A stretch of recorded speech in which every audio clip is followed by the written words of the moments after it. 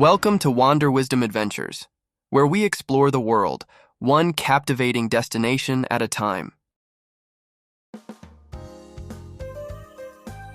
Hey there, fellow explorers. I'm Daniel, and joining me today is the incredible Chris, my partner in adventure. Jumriapsua. Hello, everyone. Get ready to embark on an unforgettable journey with us as we dive into the mesmerizing wonders of Phnom Penh, the Pearl of Asia. We can't wait to share the magic, the culture, and the excitement of our trip. So buckle up and join us on this epic adventure. It's going to be a ride you won't want to miss. We are so excited to share with you our amazing trip to Phnom Penh, the Pearl of Asia. That's right. Phnom Penh is a beautiful and vibrant city that has a lot to offer to travelers who want to experience the rich culture, history, and cuisine of Cambodia.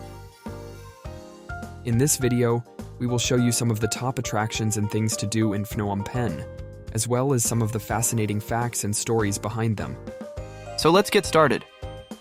Phnom Penh is located at the confluence of the Megong, Thun Le Sab, and Ba Sak rivers, which makes it a strategic and important hub for trade and commerce. The city was founded in 1372 by a woman named Pen, who discovered 4 Buddha statues in a floating tree on the river. She built a hill, or Phnom in Khmer, to house the statues, and named the place Phnom Penh, meaning Hill of Pen. Wow, that's an interesting origin story. I wonder if the hill is still there. It is, and it's one of the most popular attractions in the city. It's called Wat Phnom, and it's a Buddhist temple that stands 27 meters high. It's a great place to see the architecture and art of the Khmer Empire, as well as to enjoy the views of the city and the river. Speaking of the Khmer Empire, Phnom Penh was once the capital of this powerful and prosperous kingdom that ruled most of Southeast Asia from the 9th to the 15th century. The Khmer Empire is famous for building the magnificent Angkor Wat, the largest religious monument in the world. That's right, and you can see some of the amazing sculptures and artifacts from the Khmer Empire at the National Museum of Cambodia, which is located near the Royal Palace. The museum has the world's finest collection of Khmer art, including statues, carvings, ceramics, and jewelry.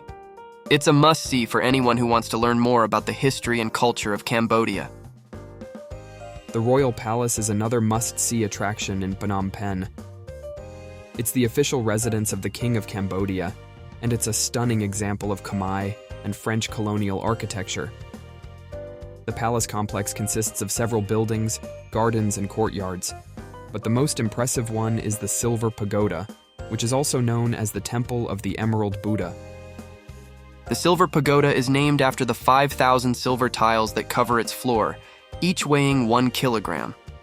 The pagoda houses many precious and sacred objects, such as the Emerald Buddha, a 17th century statue made of baccarat crystal, and the Golden Buddha, a life-sized statue made of solid gold and encrusted with 9,584 diamonds.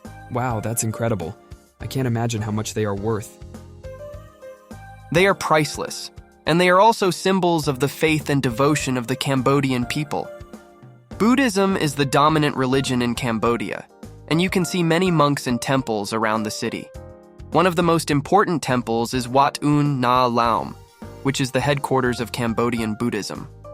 It was founded in 1443 and contains a hair of Buddha, as well as many other relics and manuscripts. Buddhism is not the only religion in Cambodia, though. There are also minorities of Muslims, Christians, and Hindus who live in harmony with each other.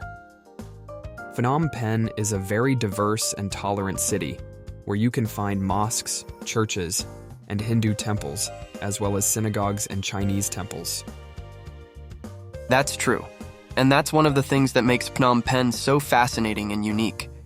It's a city that has been influenced by many cultures and civilizations, from the ancient Khmer and Funan, to the French and Chinese, to the modern and global.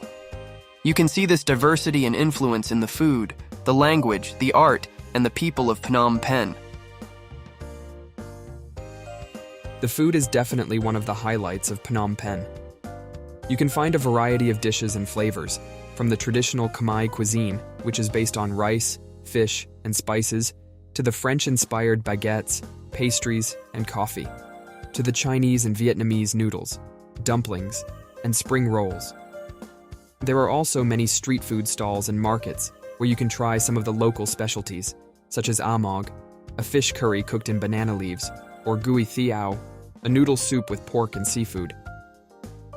The markets are also great places to shop and bargain for souvenirs, clothes, handicrafts, and antiques. Some of the most famous markets in Phnom Penh are the Central Market, which is housed in a huge Art Deco building, the Russian Market, which sells everything from electronics to souvenirs, and the Night Market, which is open only on weekends and offers a lively atmosphere with music, food, and entertainment. Phnom Penh is not only a city of culture and history, but also a city of fun and nightlife. There are many bars, clubs, and pubs where you can enjoy a drink, listen to music, or dance the night away.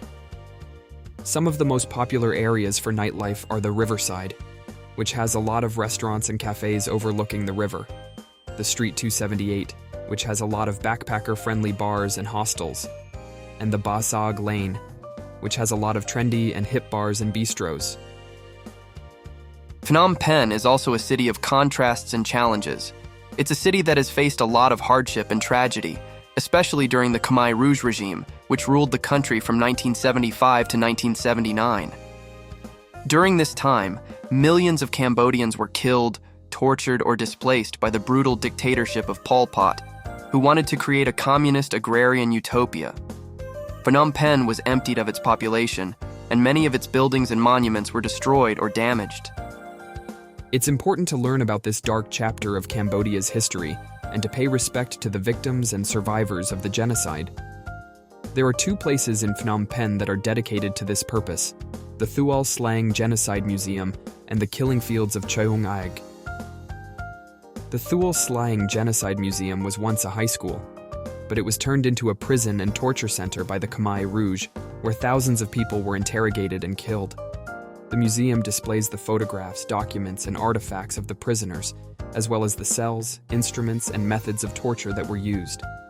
The Killing Fields of Cheung Aig were one of the many sites where the Khmer Rouge executed and buried their victims. The site is now a memorial, where you can see the mass graves, the bones and skulls of the victims, and the stupa, which contains more than 8,000 skulls.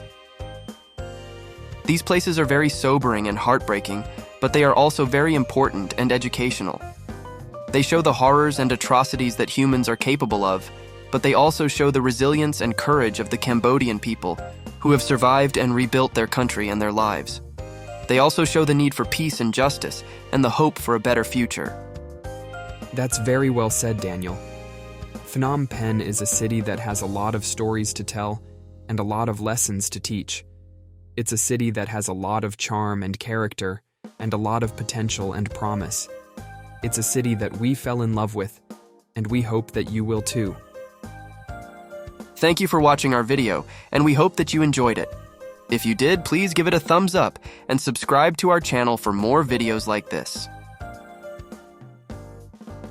And if you have any questions or comments, please leave them below, and we will try to answer them. And if you have any suggestions or requests for our next destination, please let us know. Until then, take care and see you soon. Jum Ria Blia. Bye-bye.